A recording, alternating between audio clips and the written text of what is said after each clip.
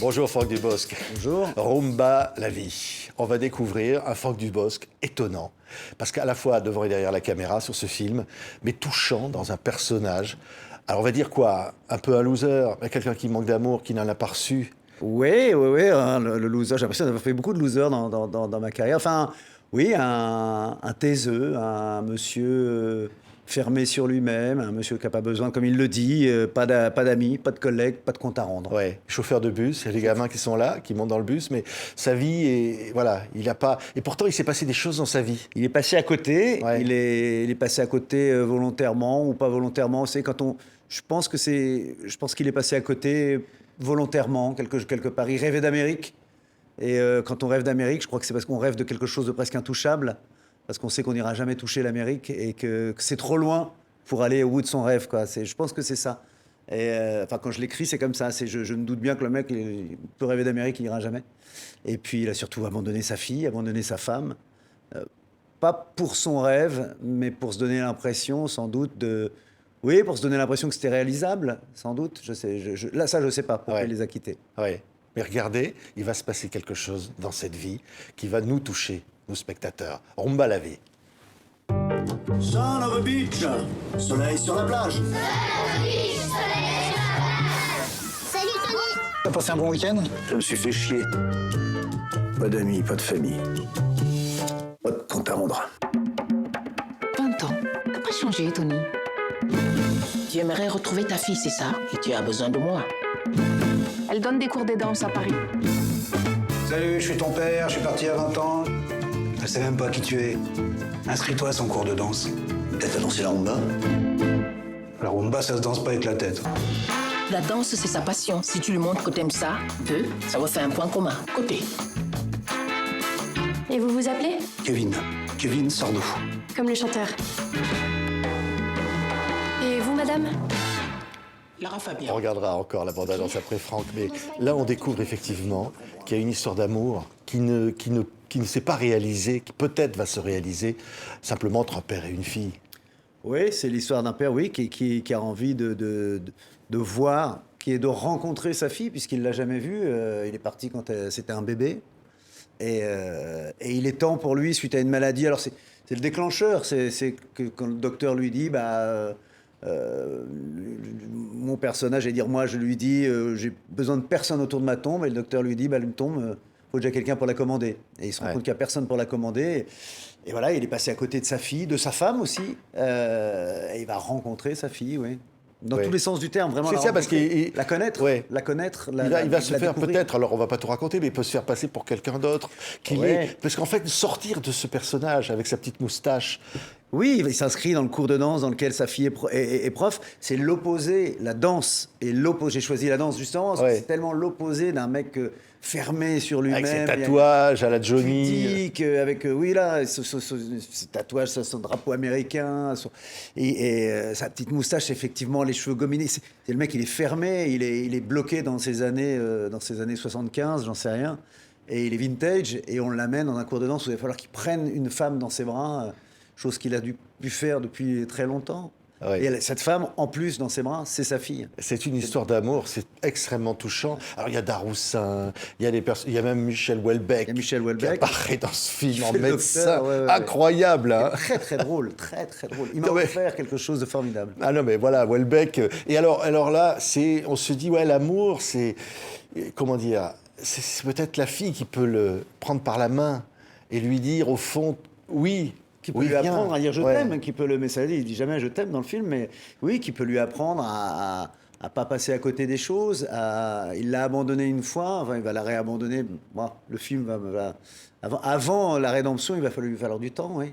Et lui apprendre déjà lui apprendre à la prendre dans ses bras. Moi je disais l'autre jour, c'est l'histoire de deux personnages, l'un contre l'autre. Mais dans tous les sens du terme, quoi, l'un contre l'autre, et qui vont, voilà, c'est quand on doit prendre quelqu'un. Et la danse, c'est vraiment symboliquement le truc le plus fort que j'ai pu trouver pour faire qu'un homme et une femme, enfin que deux personnes en tout cas s'enlacent, voilà, se prennent enfin dans les bras.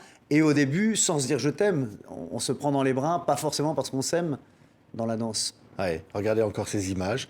Vous avez dansé, Franck, appris la danse, Ouais. et avec une comédienne, c'est Luna Espinosa, qui est absolument formidable, hein. Et les personnages, et cette danse, enfin, comment dire, transformer les personnages. Les deux personnages.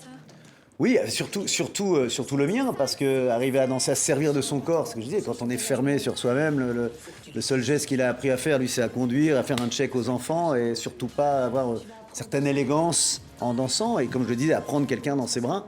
Oui, ça le transforme, ça le transforme. Elle, moi, puisque elle, c'est son métier, donc, mais c'est elle, il y a cette scène, justement, on voit ça, il dit, c'est moi qui ai fait ça, elle dit, et un peu moi aussi. Ouais. C'est toute une métaphore aussi, c'est moi qui ai fait ça. C'est moi qui me suis approché de toi, et un peu moi aussi, c'est tout ça. Quand je l'écrivais, c'est à ça que je pensais aussi.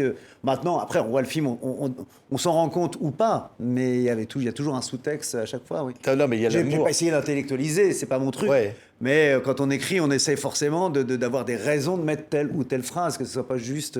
C'est un film magnifique, il y a des moments de rencontre, et alors, on le dira pas, mais il peut y avoir un moment, des rencontres parce que la maladresse, parce que on n'arrive pas à ouvrir la porte au bon moment, et parce qu'il peut se passer des choses comme ça.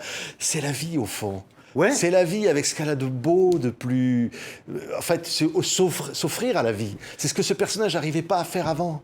Oui, c'est en peu de temps, tout à coup, parce que sur un... Vous savez, c'est quand vous prenez 1 mètre et qu'il vous reste 15 centimètres. Les 15 centimètres, il faut les remplir. Et il n'a plus que ce temps-là pour le remplir. Et voilà. Alors, tout ça peut paraître triste ou quoi, mais non, c'est plutôt émouvant et même drôle, Ouais. puisque Oui, je c'est une vis aussi comédie. un peu la comédie, Ouais. oui, oui. Mais voilà, quand il faut remplir 15 centimètres de son reste de vie au maximum, et lui, c'est là et il se rase la moustache, il va faire de la danse, il s'habille différemment, il ose mettre un costume qu'il ridiculise. Il y a un peu de vous, Franck, là-dedans. Vous avez dit, je crois, dans l'interview, il y a un peu de mon père, il y a un peu Physiquement, de tout ça. le personnage, la moustache, les cheveux gominés vers l'arrière, le jean, moi j'appelle ça un blue jeans, comme Ouais. disait mon père. Si, c'est les papas, j'ai fait exprès que ce père ressemble au papa des gens de mon âge. Je voulais un papa vintage, je voulais pas un papa moderne d'une jeune fille de 20 ans, je voulais un papa qui restait bloqué dans les années 75, 76, 80 peut-être, et voilà, qui ressemble à mon père. Je voulais un père, pas physique, je ressemble pas à mon père, donc je lui ressemble pas, mais dans le blouson en cuir comme ça, le ceinturon, les boots, il est resté bloqué là-dedans, donc oui, c'est un personnage, c'est un cow-boy, quoi. Ouais. C'est un peu l'amour qui va le faire exister, va lui dire ce qu'il est réellement. En Oui. fait, au fond de lui, que c'est un type génial, que c'est un type bien, mais il le voit pas, il passe à côté de sa vie. C'est ça qui est... Et alors, oui, il le voit pas. Ce que j'ai découvert, et tant mieux, en projetant le film, en le montrant, c'est que les gens l'aiment assez vite, en fait. C'est plus vite que lui ne s'aime, le spectateur. Hein. Et puis les gens qui l'entourent aussi. Il se fait aider, c'est ce que je voulais dire dans le film aussi, c'est que c'est pas toujours ceux qu'on attend qui sont au bout de la course, c'est ceux qui nous aident. Sa voisine, d'origine africaine, lui qui est raciste comme tout, son copain, on ne sait pas s'il aime les femmes ou lui, il est fermé sur... Et les gens qui vont l'aider, comme ça, qui vont l'aimer avant lui, sont des gens ceux à qui on ne s'attend pas, quoi. Et c'est ça aussi, c'est qu'il faut, avant de compter sur les autres, il faut aussi savoir compter sur soi, il faut s'aimer soi. Et parfois, c'est les autres qui commencent à nous aimer avant nous. Ouais. C'est Voilà, parfois... c'est philosophique, c'est tout ça, mais...